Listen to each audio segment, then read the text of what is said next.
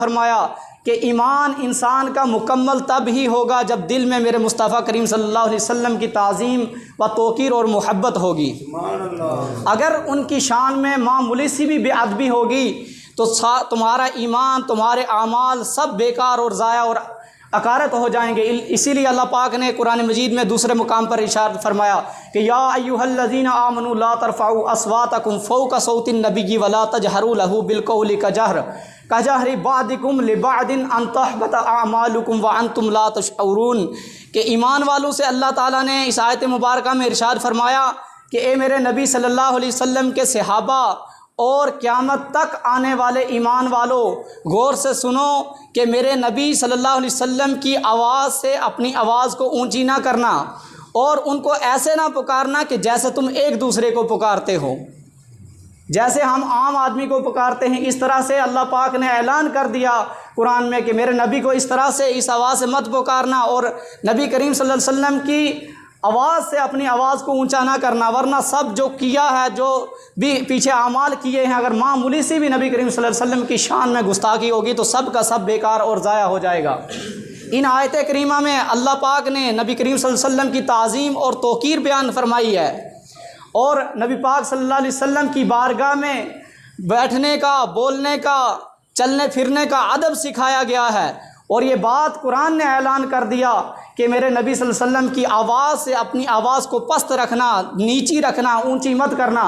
اللہ پاک کو اپنے حبیب کی تعظیم و توقیر اتنی پیاری ہے کہ میں تو یہ کہوں گا کہ تعظیم مصطفیٰ ہی دراصل ایمان کی اصل وہی ہے، تعظیم مصطفیٰ۔ اسی لیے خود حضور صلی اللہ علیہ وسلم نے فرمایا کہ لا یؤمن احدکم حتی اکون احب الیہ من والدہ وولدہ والناس اجمعین۔ رسول اللہ صلی اللہ علیہ وسلم نے فرمایا کہ اے میرے صحابہ، تم میں سے اس وقت تک کوئی ایمان والا نہیں ہو سکتا جب تک نہ اپنے ماں باپ سے بڑھ کر، اپنی اولاد سے بڑھ کر، بلکہ جو کچھ بھی آپ کے پاس ہے یہاں تک کہ اپنی جان سے بڑھ کر مجھ سے محبت نہ کر لو۔ سبحان اللہ۔ حضرت عمر فاروق رضی اللہ تعالیٰ عنہ نے عرض کیا یا رسول اللہ صلی اللہ تعالیٰ علیہ وسلم، مجھے میری جان کے سوا آپ ہر چیز سے پیارے ہیں۔ کیا کہا؟ کہ مجھے میری جان کے سوا، جان کو نہیں کہا کہ جان سے بھی پیارے ہیں، پہلے کہا کہ مجھے میری جان کے سوا آپ ہر چیز سے پیارے ہیں۔ رسول اللہ صلی اللہ علیہ وسلم نے فرمایا کہ اے عمر، ابھی تیرا ایمان مکمل نہیں ہوا۔ تو حضرت عمر رضی اللہ تعالی عنہ اشک بار ہو کر کہنے لگے یا رسول اللہ صلی اللہ تعالی علیہ وسلم کہ مجھے آپ میری جان سے بھی بڑھ کر پیارے ہیں۔ سبحان اللہ۔ تو رسول اللہ صلی اللہ علیہ وسلم نے فرمایا کہ اے عمر، اب تیرا ایمان مکمل ہو گیا۔ محمد کی محبت دین حق کی شرط اول ہے، اسی میں ہو اگر خامی تو سب کچھ نامکمل ہے۔ حضرت انس بن مالک رضی اللہ تعالیٰ عنہ کی بارگاہ عنہ روایت کرتے ہیں کہ ایک شخص دربار رسالت میں حاضر ہوا اور عرض کیا یا رسول اللہ صلی اللہ تعالیٰ علیہ وسلم، قیامت کب آئے گی؟ اللہ کے نبی صلی اللہ علیہ وسلم نے فرمایا کہ اے شخص، تم نے قیامت کے لیے تیاری کیا کی ہے؟ آج ہمارے سے کوئی اگر سوال کرے تو ہم کہیں گے ہم نے نمازیں پڑھی ہیں، قرآن پڑھا ہے، عبادتیں کی ہیں، زکوٰۃ دی ہے، حج کی ہے۔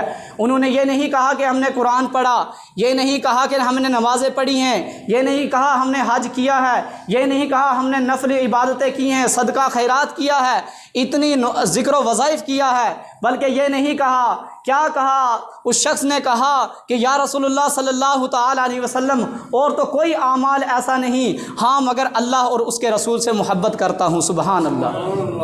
تو نبی پاک صلی اللہ علیہ وسلم نے فرمایا کہ انت مع من احببت، کہ یعنی تو جس سے محبت کرتا ہوگا اسی سے، انہی کے جن سے محبت کرتا ہے انہی کے ساتھ ہوگا۔ سبحان اللہ۔ اور نبی پاک صلی اللہ علیہ وسلم کی احادیث مبارکہ ہے کہ جو شخص بھی دنیا کے اندر جن لوگوں سے محبت رکھے گا، جن سے تال میل رکھے گا، جن سے اٹھنا بیٹھنا چلنا پھرنا ہوگا ان لوگوں کا، انہی لوگوں کے ساتھ بروز قیامت وہ لوگ اٹھائے جائیں گے۔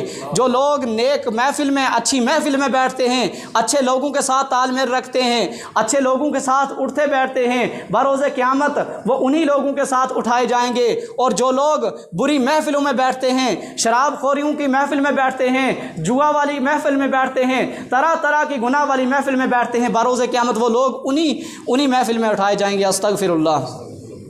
تو ان آیت مبارکہ سے یہ معلوم ہوا کہ نبی کی محبت ہی دنیا میں بھی کام آئے گی اور آخرت میں بھی کام آئے گی۔ ہر عبادت نبی کی محبت کے بغیر بیکار ہے اور ضائع ہے۔ ایک صحابیہ عورت غزوہ احد میں حاضر ہوئیں اور نبی پاک صلی اللہ علیہ وسلم کو تلاش کر رہی تھی۔ کسی شخص نے ان سے کہا کہ آپ کا بیٹا، آپ کا بھائی اور آپ کا شوہر تینوں شہید ہو گئے۔ اس عورت نے کیا جواب دیا؟ کہا کہ مجھے ان کے شہید ہونے کا کوئی غم نہیں، مجھے آپ یہ بتائیں کہ نبی پاک صلی اللہ علیہ وسلم کس حال میں ہیں۔ تو اس صحابی نے کہا کہ اللہ کے فضل و کرم سے نبی کریم صلی اللہ علیہ وسلم زندہ اور باحیات اور سلامت ہیں۔ تو اس عورت نے کیا جواب دیا کہ کل مصیبت بعدک قلیل، کہ نبی کریم صلی اللہ علیہ وسلم کے ہوتے ہوا ہر مصیبت تھوڑی ہے۔ سبحان اللہ۔